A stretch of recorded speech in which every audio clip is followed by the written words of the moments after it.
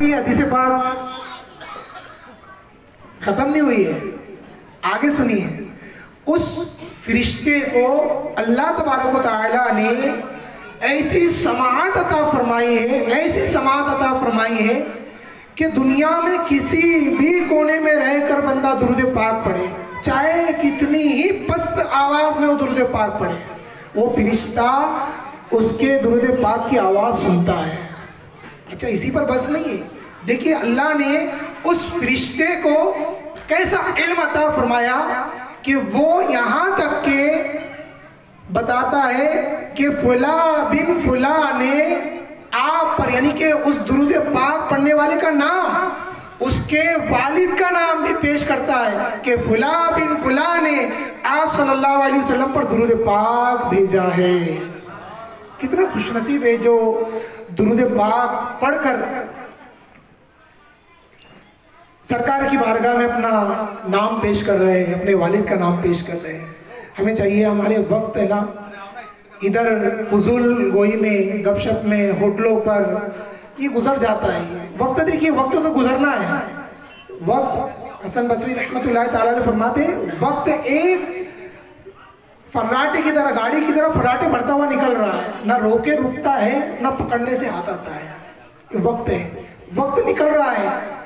آپ فرماتے ہیں جلدی کرو، یعنی کہ جلدی کرو، کہیں تمہارے اعمال کا جو یہ معاملہ ہے رک نہ جائے، یعنی کہ موقف نہ ہو جائے، اس سے پہلے نیکیوں میں جلدی کر لو۔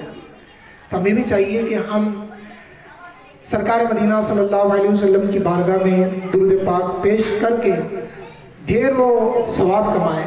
بہت سارے درود پاک کے فضائل ہیں، جو ایک مرتبہ درود پاک پڑھتا ہے اس پر 10 رحمتیں نازل ہوتی ہیں، جو 10 مرتبہ درود پاک پڑھتا ہے اس پر 100 رحمتیں نازل ہوتی ہیں، اور جو 100 مرتبہ درود پاک پڑھتا ہے اللہ تبارک و تعالیٰ اس کی دونوں آنکھوں کے درمیان لکھ دیتا ہے کہ یہ شخص نفاق اور جہنم کی آگ سے آزاد ہے، اور بروز قیامت اس کو شہداء کے ساتھ رکھے گا۔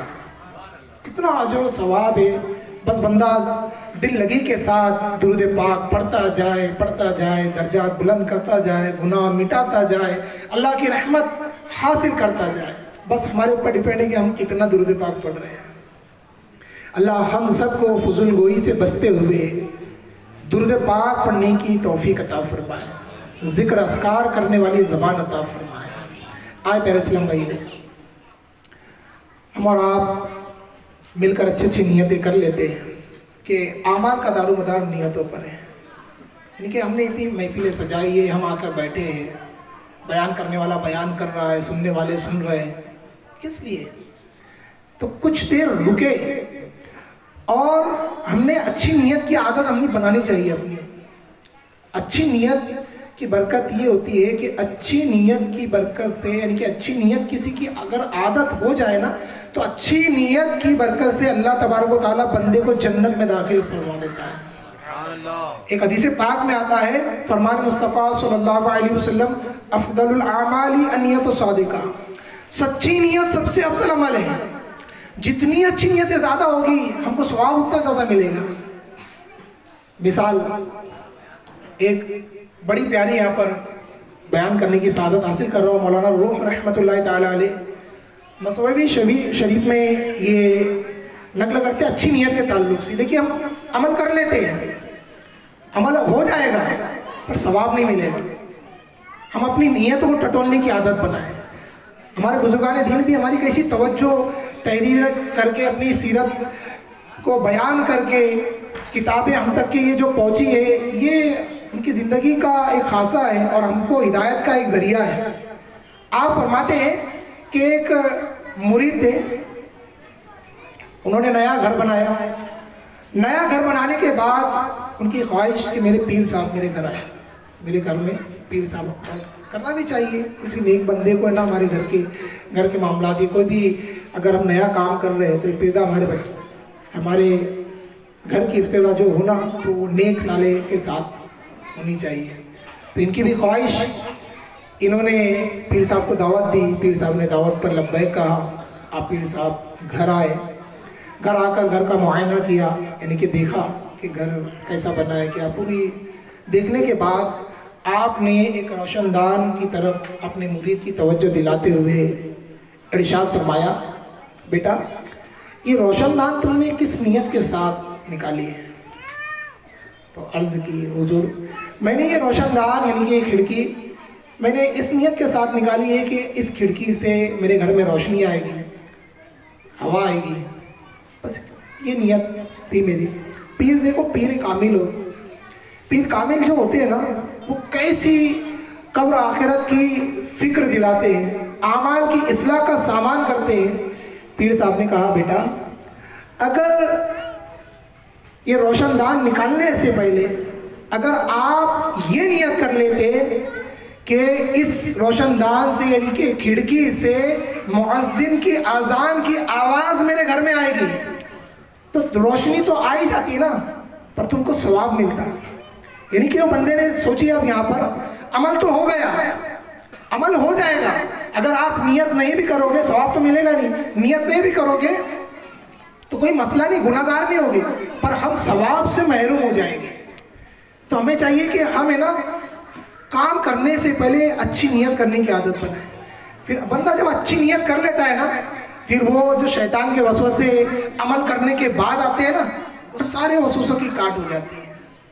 جی ہاں، شیخ طریقت امیر سنت نے یہ مضبوطی کے ساتھ ذہن دیا ہے کہ ہم چاہے درس کریں، 5 منٹ کا درس ہی کیوں نہ کریں، 1 گھنٹے کا بیان ہی کیوں نہ کریں، کوئی بھی کام ہم جائز کام کر رہے ہیں اس میں اچھی نیت پہلے کر لیں، کچھ دیر رک جائے اور اچھی نیت کر لیں کہ جتنی اچھی نیت کریں گے اتنا ثواب زیادہ ملے گا۔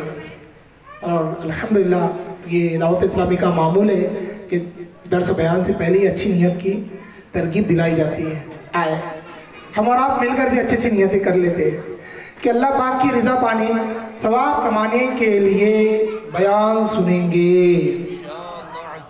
اچھا یہ آپ ماشاءاللہ نیت تو کر رہے ہیں، پر نیت کسے کہتے ہیں؟ نیت دل کے مضبوط ارادے کا نام ہے۔ دل میں نیت ہے، زبان سے اللہ کی ذکر کی نیت سے، یہ بھی ایک نیت کر لی کہ اللہ کے ذکر کی نیت سے انشاءاللہ کہوں گا، اس کا بھی ثواب ملے گا انشاءاللہ۔ تو دل میں اگر نیت جمتی ہے کہ ہاں میں اللہ کی رضا کے لیے آج کے اجتماع میں اول تا آخر شرکت کروں گا، کیونکہ ہمارا یہ پروگرام 10 بجے تک کے چلنا ہے۔ ابھی ہمارا جو یہ اختتام ہوگا نا، ابھی چند 45 پر 7:45 پر اذان ہے، ہم باجماعت نماز ادا کریں گے، پھر اس کے بعد فوراً ہمارا یہ اجتماع شروع ہو جائے گا حضور غوث پاک رحمۃ اللہ تعالیٰ علیہ کی منقبت سے۔ تو آپ سے عرض ہے کہ جب تک یہ ابھی بیان ہو رہا ہے تو نیت کر لیجئے، اور اس کے بعد کی بھی نیت کر لیجئے کہ نماز کے فوراً بعد انشاءاللہ بیان میں شرکت کروں گا، اپنی اصلاح کے لیے بیان سنوں گا، جو سنوں گا اسے دوسروں تک پہنچانے کی کوشش کروں گا۔ صلو علی الحبیب صلی اللہ علی محمد صلی اللہ علیہ وسلم۔ آئے پہلے اسلام آئیو، اس مہینے کے مبارک برکتیں سمیٹتے ہوئے ہم پیروں کے پیر، پیر دستگیر حضور غوث اعظم دستگیر رحمت اللہ تعالیٰ علیہ کی سیرت کے تعلق سے چند باتیں سنیں گے۔ غوث پاک ہم سے کیسی محبت کرتے ہیں، غوث پاک کے فرامین ہمارے لیے کیا ہے، ہم غوث پاک کے تعلق سے چند باتیں سننے کی سعادت حاصل کریں گے۔ الحمدللہ شہنشاہ بغداد حضور غوث پاک رحمت اللہ تعالیٰ علیہ مشہور و معروف ہستی ہے، آپ کا نام عبد القادر رحمت اللہ تعالیٰ علیہ اور کنیت ابو محمد ہے۔ محی الدین یعنی دین کو زندہ کرنے والے، اور غوث الثقلین جنوں اور انسانوں کے غوث یعنی مددگار آپ کے مشہور القابات ہیں۔ غوث پاک شیخ عبد القادر جیلانی رحمت اللہ تعالیٰ علیہ 470 ہجری کو جیلان میں پیدا ہوئے، 91 سال دنیا میں تشریف فرما رہے ہیں، 561 ہجری کو آپ نے دنیا سے پردہ فرمایا۔ حضور غوث اعظم رحمت اللہ تعالیٰ علیہ نے خدمت دین کے لیے تدریس کا شعبہ اختیار فرمایا تھا۔ آپ ہفتے میں 3 مرتبہ بیان فرمایا کرتے تھے۔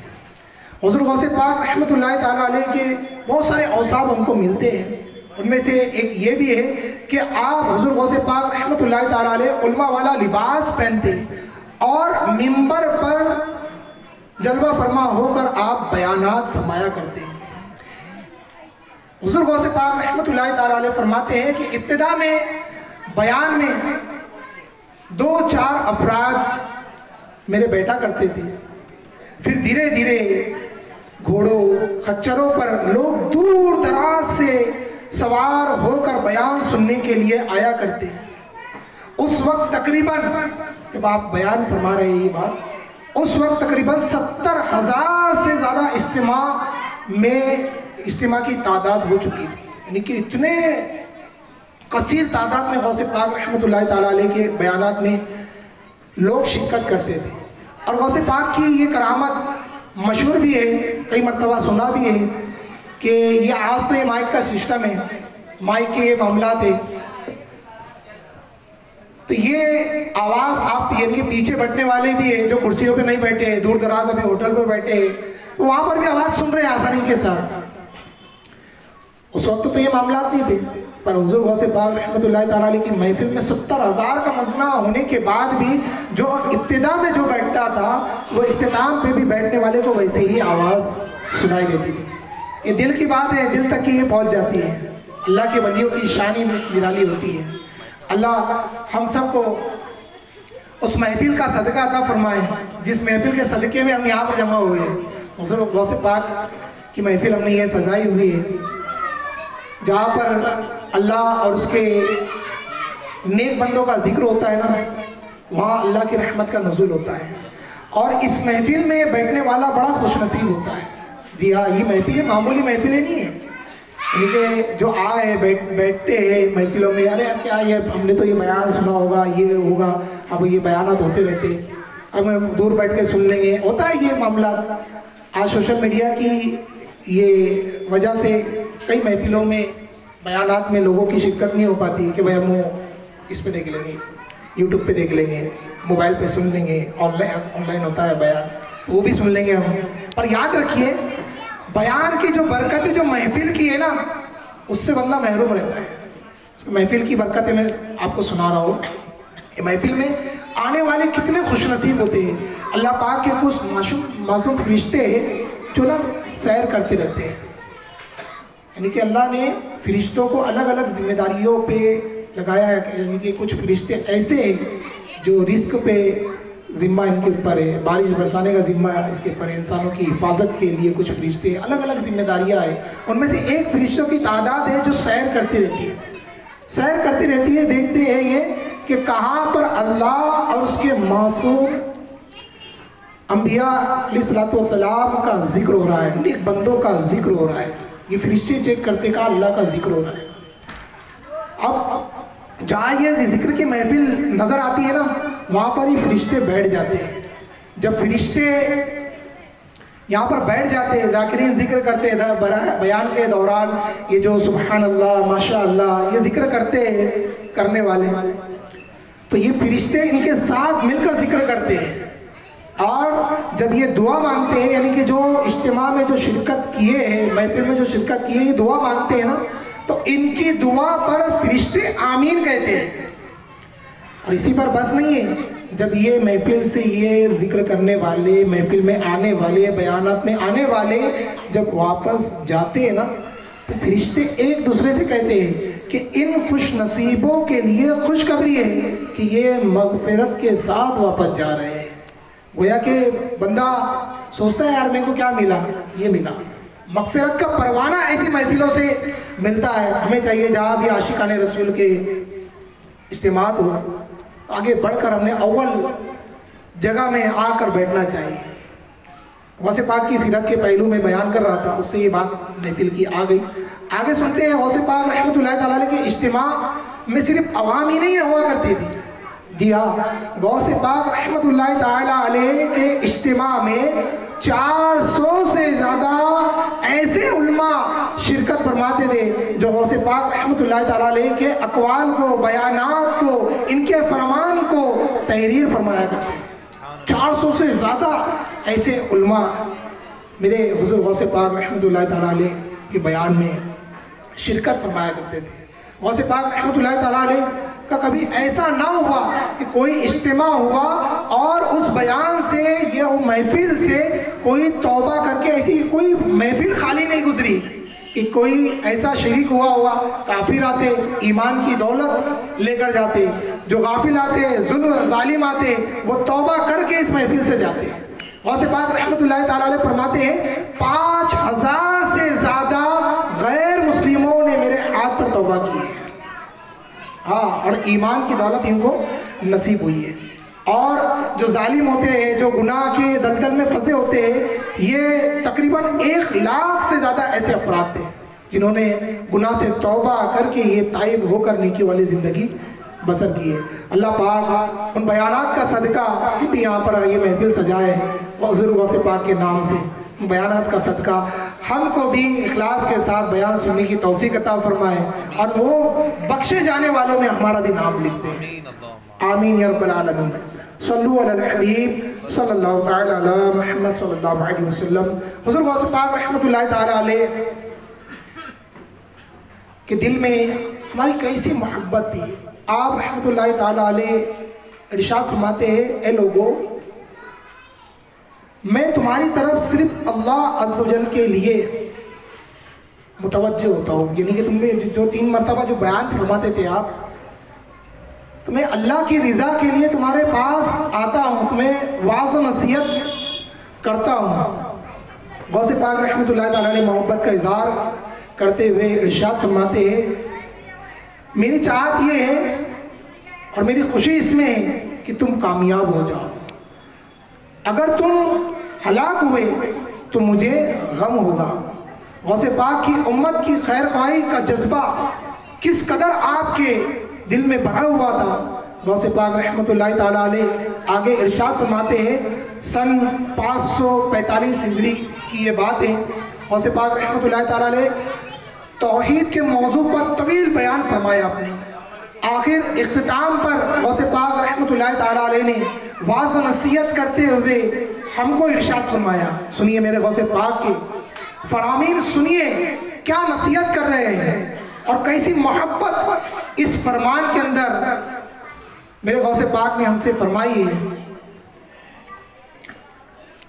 غوث پاک رحمۃ اللہ تعالیٰ علیہ ارشاد فرماتے ہیں، اے لوگوں، میں تمہاری طرف اللہ کی رضا کے لیے متوجہ ہوتا ہوں، میرے اندر تمہارے لیے ایسی رحم دلی ہے، ایسی شفقت ہے کہ اگر ہو سکتا تو میں تمہاری جگہ ہر ایک کی قبر میں خود اترتا اور تمہارے جو منکر نکیر کے سوالات کے جوابات ہیں میں خود دیتا۔ سوچی کیسی محبت غوث پاک نے، کیسے یہ جملے میں کیسی محبت کا اظہار کیا ہے۔ آج ہم غوث پاک کے نام سے نیازیں کرتے ہیں، یہ کہاں سے محبت آئی؟ یہ اللہ نے، ظاہر ہے کہ جو محبت دو گے نا تو محبت ملے گی۔ یہ غوث پاک رحمۃ اللہ تعالیٰ علیہ کے فرمان سے کیسی محبت۔ ابھی سوچئے قبر کا جو معاملات ہے، غور کیجئے کیسی سخت ترین وہ رات ہوگی، آزمائش کی رات ہوگی۔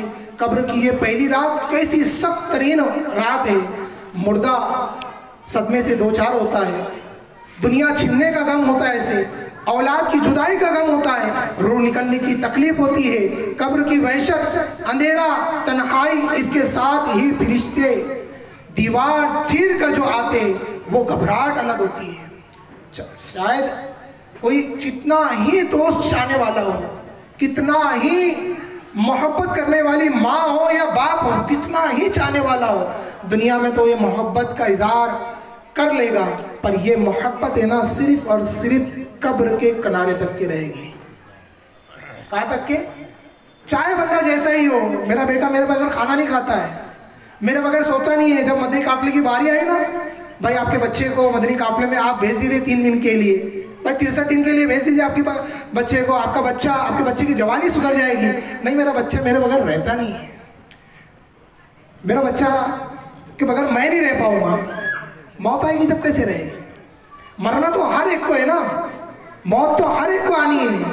یہ جتنی بھی ہم محبت کرتے ہیں نا، یہ محبت قبر تک کے ہے، اس کے بعد صرف ہمارے نامہ اعمال جیسے ہوگے وہ نامہ اعمال ہمارے ساتھ ہیں. اللہ کی رحمت شامل حال ہوئی, حضور کے نظر عنایت ہوئی تو بیڑا پار ہے. ورنہ اگر غفلت میں اگر زندگی یوں ہی بسر کرتے رہے تو بڑا ہی برا ٹھکانہ ہے. غوث پاک رحمۃ اللہ تعالیٰ علیہ نے کیسی محبت کا اظہار فرمایا ہے کہ آپ ارشاد فرماتے ہیں کہ میں تمہاری جگہ ہر ایک کی قبر میں خود اترو. یعنی کہ اگر یہ ممکن ہوتا, یہ الفاظ بھی سنیا, اگر یہ ممکن ہوتا یعنی کہ یہ ہو سکتا اگر, تو آپ نے یہ خواہش کا اظہار فرمایا ہے کہ ہر ایک کی قبر میں خود اترتا اور تمہاری طرف سے میں خود قبر کے جو جوابات ہیں میں خود دیتا. غوث پاک کی یہ محبت, کاش ہم بھی کچھ اس محبت کا جو ہے اس ہلا بھی ہم بھی کچھ پیش کرنے والے بن جائیں. غوث پاک کے مریدوں میں ہم شامل ہو جائیں. جو بھی جہاں تک کہ میری آواز جا رہی ہے, غوث پاک اپنے مریدوں سے, عاشقان رسول سے بڑی محبت فرماتے ہیں. ہمیں بھی چاہیے کہ ہم بھی حضور غوث پاک رحمۃ اللہ تعالیٰ علیہ کے سلسلے سے وابستہ ہو جائیں. جی ہاں, جو غوث پاک کے مرید نہیں ہوگے میں ان سے مشورہ دیتا ہوں کہ آپ غوث پاک کی چاہے چشتی بنے, سہروردی بنے, جو بھی سلسلے میں جائیں گے سارے غوث پاک کے سلسلے میں آتے ہیں. میں مشورہ دوں گا جہاں تک کہ میری آواز جا رہی ہے, آپ غوث پاک کے سلسلے میں ضرور مرید ہو جائیں. غوث پاک رحمۃ اللہ تعالیٰ علیہ اپنے مریدوں سے بڑی محبت فرماتے ہیں. غوث پاک اپنے مریدوں کے تعلق سے فرماتے ہیں کہ میرا مرید بغیر توبہ کے نہیں مرے گا. یہ غوث پاک کے مریدوں کے تعلق سے فرمان ہے. اور آئے غوث پاک رحمۃ اللہ تعالیٰ علیہ کے مرید کیسے ہوتے ہیں, آج ہم یہ بھی سن کے جاتے ہیں. غوث پاک کے ہم نے یہ فرامین تو سنے ہیں کہ غوث پاک کے مرید بن جائے, غوث پاک کے مریدوں میں شامل ہو جائے. غوث پاک کا مرید کیسا ہوتا ہے آپ نے یہ, ہم تو مرید کئی ایک بڑے ہو گئے, آپ غور کریں اس غوث پاک رحمۃ اللہ تعالیٰ علیہ کے فرمان سے غور کریں. کیا میں غوث پاک کا کامل مرید ہوں؟ یار مجھے اور آپ کو غور کرنا ہے کہ میں غوث پاک کا مرید ہوں. غوث پاک رحمۃ اللہ تعالیٰ علیہ فرماتے ہیں میرا مرید سچا پکا مرید وہ ہے جو دوپہر کی سخت گرمی میں روزے رکھتا ہے. یہ پہلا فرمان. دوسرا فرمان ہے میرا مرید رات کے اندھیرے میں روشن چراغ ہوتا ہے. یہ دو فرمان پر تھوڑا سا اگر غور کریں نا, یہ فرمان کا مطلب کیا ہے. پہلا جو فرمان ہے نا, میرا سچا پکا مرید وہ ہے جو دوپہر کی سخت گرمی میں روزے رکھتا ہے. اس کا مطلب کیا ہے؟ اس کا مطلب یہ ہے کہ جب گناہ کا بازار گرم ہو جائے, شیطان گناہ کی طرف کھینچ رہا ہو, نفس امارہ خواہشات پر ابھار رہا ہو, اسے یعنی کہ اس وقت میرا مرید نفسانی خواہشات سے رکتا ہے, گناہ کی طرف نہیں بڑھتا. گناہ کے کتنے ہی اسباب جمع ہو جائے وہ شیطان کے وسوسے میں نہیں آتا, شیطان کے جال کو ٹکراتا ہے اور نفسانی خواہشات سے چھٹکارا پا کر میرا مرید گناہ سے بچتے ہوئے شریعت و سنت کی اطاعت کرتے ہوئے اس پر عمل کرنے کی کوشش کرتا ہے. یہ میرے مرید کے تعلق سے یعنی کہ غوث پاک نے فرمایا. سوچئے ہمیں بھی غور کرنا ہے, ہم بھی مرید ہیں غوث پاک کے. کیسے مرید ہیں؟ جب یہ شیطان ولولاتا ہے ہمیں, نفس ہمارا خواہشات ابھارتا ہے, ہم کہا جاتے ہیں یار آج گناہ سے بچنا مشکل. غوث پاک کا مرید بچے گا. غوث پاک نے فرمایا ہے میرا کامل مرید کون ہے؟ چاہے کتنے ہی اسباب پیدا ہو جائے, چاہے بندہ کیسے ہی ماحول میں چلا جائے, چاہے وہ تنہائی میں کیوں نہ ہو, لوگ دیکھ نہیں رہے ہیں, چاہے کتنا ہی ہو, میرا مرید سچا پکا مرید کون ہے؟ جو سخت گرمی میں, گرمی سے مراد یہ گناہ کی کتنی ہی گرمی چھا جائے, میرا مرید روزے سے رہے گا. روزے کا معنی کیا ہے؟ روزے کا معنی ہے رکنا. ہاں, ایک معنی اس کا روزے کا رکنا ہے. تو گناہ سے میرا مرید رکتا ہے. غوث پاک کے پہلے فرمان سے ہم کو یہ سیکھنے کو ملا. دوسرا فرمان میرے غوث پاک رحمۃ اللہ تعالیٰ علیہ کا, میرا مرید رات کے اندھیرے میں روشن چراغ ہوتا ہے. اس کا مطلب کیا ہے؟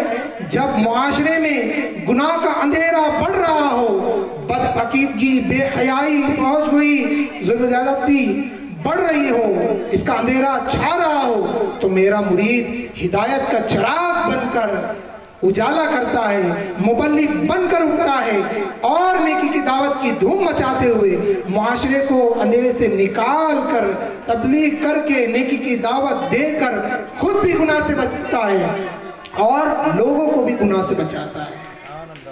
ये दोनों जो फरमान है ना, गौर कीजिए, अजान के बाद में इसका जवाब दूंगा। ये दोनों फरमान के, एक अजान हो रही है, अजान का मिलकर हम जवाब देंगे। जो मौज़िन अल्फाज कहेंगे हमको भी वैसे ही दोहराना है, दोहराएंगे इंशाअल्लाह।